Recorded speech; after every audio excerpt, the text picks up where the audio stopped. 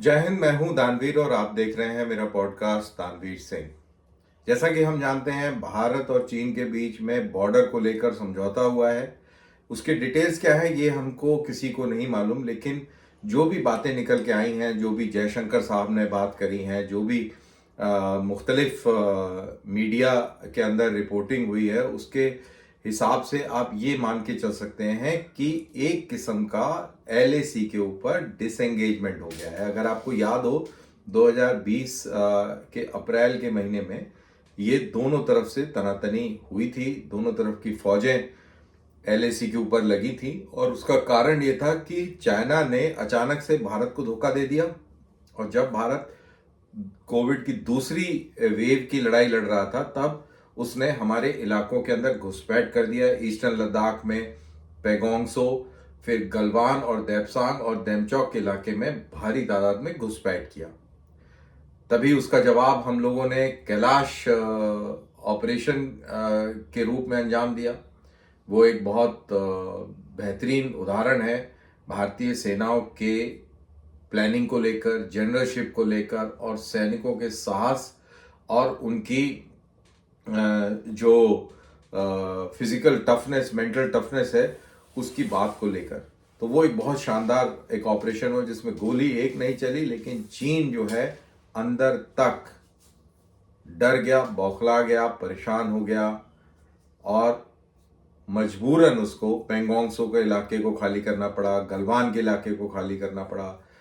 और उसके ऊपर मजबूरी बहुत बड़ी थी। और देखिए, जब इंटरनेशनल रिलेशंस की बात हो, इंटरनेशनल इसकी बात हो, तो वहाँ पर जज्बातों से काम नहीं चलता है। जज्बात का कोई रोल नहीं होता है। ग्राउंड के ऊपर आपकी क्या क्षमता है, क्या आप पावर दिखा रहे हैं, किस तरीके से आप ये पूरा खेल खेल रहे हैं, उसके ऊपर डिपेंड करता है। तो कैलाश ऑपरेशन के बारे में मैं एक हल्का सा आपको बता दूं कि कैलाश, छोटा कैलाश का जो रीजन है त्रिशूल के सामने, मोल्डो गैरिसन, स्पेंगूर गैप है। अगर आप गूगल करें तो आपको पता लगेगा। और घोड़े की नाल की आकार का ये इलाका है। और अगर घोड़े की नाल देखें तो उसका मुंह जो है त्रिशूल की तरफ खुलता है। और एक रास्ता पीछे से भी है जो चाइना के तिब्बत के इलाके के अंदर, और वहाँ पे एक बहुत बड़ा हाईवे है जो लहासा से अक्साई चीन होते हुए और शिंगजियांग प्रोविंस में जाता है, उससे कनेक्ट होता है। तो यहाँ पर जो टुकड़ियाँ थीं, इनको रातों रात हमने चारों तरफ से घेर लिया। और इतनी बड़ी तादाद में चाइनीज सैनिक यहाँ पर मौजूद थे कि अगर वो गोली चलाते तो आप ये मान के चलिए कि बहुत भारी नुकसान चीन को झेलना पड़ता, देखना पड़ता। और उसके बाद जब भारत जिन हाइट्स के ऊपर काबिज होता, उससे ये लहासा से शिंगजियांग को जाने वाला जो रास्ता है वो डेंजर में पड़ जाता। और पूरे जो उसके जो पोजीशंस हैं पेंगोंग सो से लेकर और आपके देमचौक तक, वो कॉम्प्रोमाइज हो जाती। तो ये एक बहुत बड़ा ऑपरेशन था जिसके तहत चाइना को पीछे हटना पड़ा। लेकिन उसके बाद से लेके आज तक अगर आप देखें तो हमारा इंफ्रास्ट्रक्चर बहुत ज़बरदस्त डेवलप हुआ है। रोड्स और बॉर्डर के साथ वाले जो इलाकों में जो आपके रोड्स हैं, आपका सैनिकों के रहने का हैबिटेट, यानी कि सैनिकों के रहने की रिहाइश के इलाके या रिहाइश के जो कंस्ट्रक्शंस हैं, वो बहुत ज़बरदस्त हुए हैं। फिर एडवांस लैंडिंग ग्राउंड्स हैं, उनको ठीक ठाक किया गया है, जहाँ पर अब जहाज़ सीधा आके उतरता है। पहले आपको याद हो, सिर्फ जहाज़ अगर दिल्ली या चंडीगढ़ से चले तो उसको लेह में ही उतरना पड़ता था। लेकिन अब वो त्रिशूल में भी उतर सकता है, वो फुक्चे में भी उतर सकता है, वो दौलत बेग ओल्डी जो सब सेक्टर नॉर्थ और जो काराकोरम पास के पास वाला जो इलाका है, अक्साई चीन के पश्चिम वाला इलाका है, और सियाचिन के पूर्व वाला जो ये इलाका है जो बहुत ही दुर्गम है, वहाँ पे जाने का कोई साधन नहीं था, सिर्फ पैदल। एक टाइम था जब सिर्फ पैदल लोग जाया करते थे, तो आज वहाँ के लिए भी पूरा रास्ता है, रोड है। पूरे 12 महीने वो रोड चलता है। वहाँ उस रोड पे आप टैंक्स भी ले जा सकते हैं, तोपें भी ले जा सकते हैं, और साथ साथ दौलत बेग ओल्डी की जो रनवे है और या जो एएलजी है उसको भी दुरुस्त किया गया है। तो वहाँ भी बड़े से बड़ा जहाज उतर सकता है। वहाँ पर हरक्यूलिस जहाज उतरे हैं और अगस्त 2021 में शायद ये लैंडिंग वहाँ पर हुई है। तो बहरहाल कहने का मतलब है कि बहुत ज़बरदस्त तरीके से इंफ्रास्ट्रक्चर यहाँ पर डेवलप हुआ है। और फिर रोहतांग पास का इनाग्रेशन हुआ और रोड्स का चौड़ीकरण हुआ और पूरा जो नेटवर्क है वो बहुत शानदार बना है। इलेक्ट्रिसिटी है, फिर आपकी वाटर सप्लाई है, मेडिकल फैसिलिटीज़ हैं, आगे फॉरवर्ड डंपिंग है, स्टोर्स है, सैनिकों की क्लोथिंग्स हैं, हथियार एमिनिशन है। तो ये सारी चीज़ें बहुत बड़े तादाद में वहाँ पर बिल्डअप करी हैं। साथ के साथ जब से चाइना के साथ स्टैंड ऑफ हुआ है तो हमारी जो फौजें पाकिस्तान की तरफ ज़्यादातर लगी थी, अक्सर वहाँ से हटाकर और उनको चाइना के खिलाफ लगाया गया है। और पाकिस्तान के लिए उतनी ही फौजें छोड़ी गई हैं जितनी उसको कंटेन करने के लिए पर्याप्त है। तो ये रीबैलेंसिंग भी हुई है। फिर आत्मनिर्भर के स्केल में हम बहुत आगे चले हैं। हमारे पास अब तेजस आया है, हमारे पास प्रचंड अटैक हेलीकॉप्टर आए हैं, जो कि एकमात्र हेलीकॉप्टर है जो 14,000 से अधिक ऊंचाई पर उड़कर हमला कर सकता है। अपाचे भी वहाँ पर इतना कारगर नहीं है जितना भारत का प्रचंड हेलीकॉप्टर कारगर है। और प्रचंड हेलीकॉप्टर के बारे में तो उसकी जो सीलिंग है वो 22,000 फुट तक की है, यानी कि सियाचिन के ऊपर भी वो अपना दमखम दिखा सकता है। फिर हमारे पास में जेडैम जैसे बॉम्ब्स आए हैं जिनको तेजस के ऊपर लगाया गया है। फिर साफरान के बॉम्ब्स हैं, जो स्मार्ट बॉम्ब्स हैं।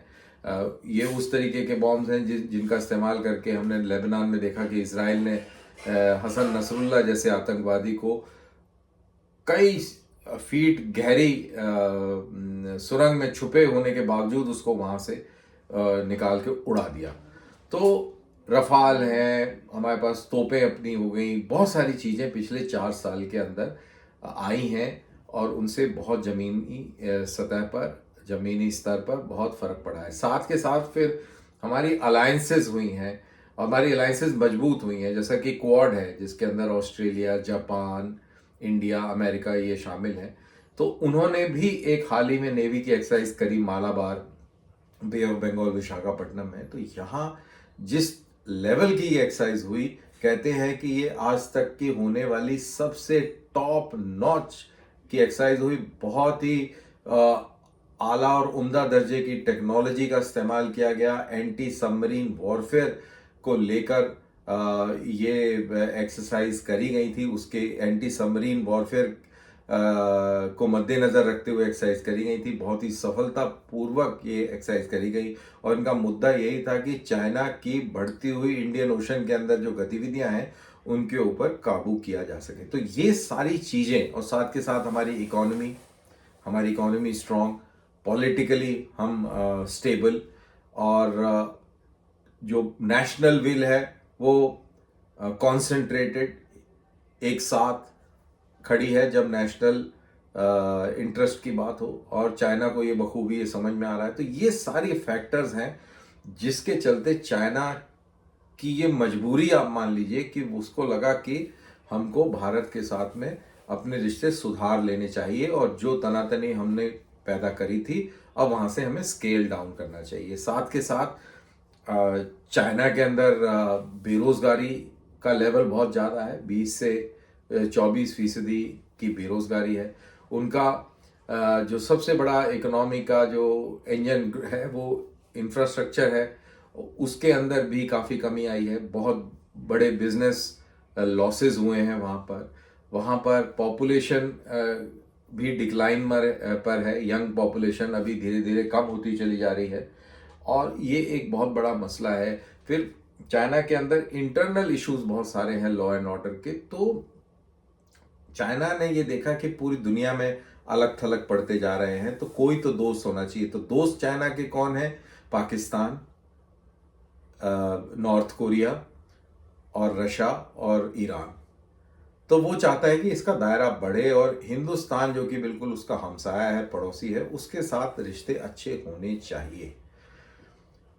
भारत के खिलाफ पाकिस्तान को उकसाते रहना, जो उनका एक वासल स्टेट है, तो ये उसकी कार्रवाई रही है। तो ये सारी चीज़ें इंडिया ने उसका संज्ञान लिया। इंडिया ने बहुत मजबूती से चाइना का मुकाबला किया, चाइना के सामने खड़े हुए, चाइना की गीदड़ भभकी में हम नहीं आए और हमने उसको अपना जो जिसको बोलते हैं ना कि औकात क्या है, हमारी हमारी असलियत क्या है, वो हमने बखूबी उसको दिखा दी, जो उसको समझ में आ गई। और उसी के चलते हम देखते हैं कि भारत और चाइना के बीच में समझौता हुआ है बॉर्डर को लेकर, पेट्रोलिंग को लेकर।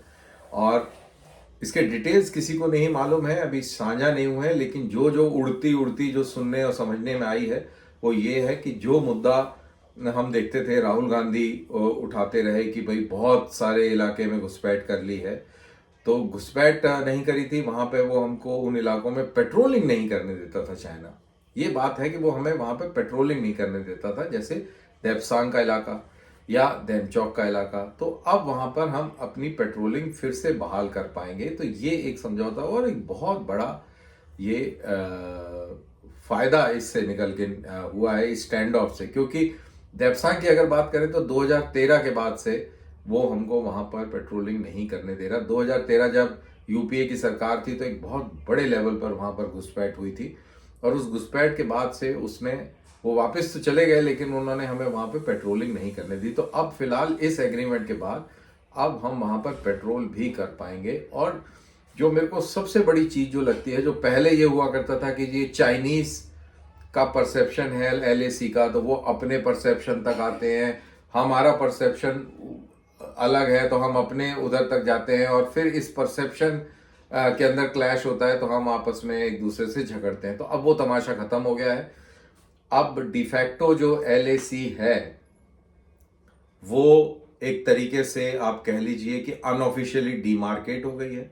अब ये नहीं है कि तू क्या समझ रहा है कि कहां तक आती है और मैं क्या समझ रहा हूं कहां तक आती है। तो वो जो ग्रे एरिया है वो मेरे को लगता है कि इस पूरे 4 साल के स्टैंड ऑफ के बाद में शायद खत्म हुआ है। तो इसी के साथ मेरा ये पॉडकास्ट यहाँ पे खत्म होता है, समाप्त होता है। अगर आपको पसंद आए तो आप इसको लाइक कीजिए और दोस्तों के साथ शेयर कीजिए। मुझे दीजिए इजाजत। जय हिंद।